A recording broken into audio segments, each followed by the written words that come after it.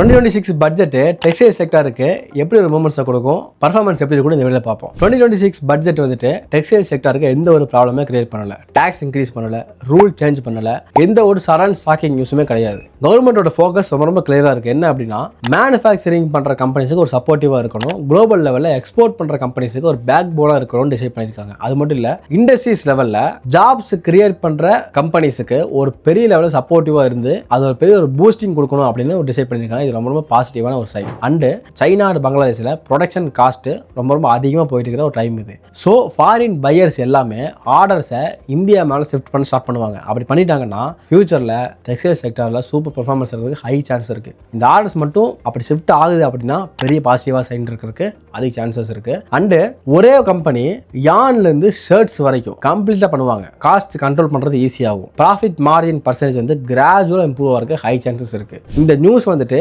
இப்போ ஷார்ட் டைம்ல ஒரு குட் நியூஸ் தான், அது நம்ம என்னன்னு சொல்ல முடியாது. ஆனால் இது அப்படியே லாங் டைம்ல ஹோல்ட் பண்ணி போகுமா போகாதா அப்படிங்கிறது கம்பெனிஸோட பர்ஃபார்மன்ஸ் பேஸ் பண்ணி தான் இருக்கும். ஓகே, நீங்கள் உடனே சடனாக ஒரு டிசிஷன் எடுக்காம கொஞ்ச நாள் வெயிட் பண்ணிட்டு டெக்ஸ்டைல் செக்டர்ஸ் எப்படி பர்ஃபார்ம் பண்ணுதுன்னு வெயிட் பண்ணிட்டு அதுக்கப்புறம் நீங்கள் டிசிஷன் எடுக்கிறது ரொம்ப ஹெல்ப்ஃபுல்லாக இருக்கும். எனிவேஸ், தேங்க்ஸ் ஃபார் வாட்சிங் கைஸ். தேங்க்யூ.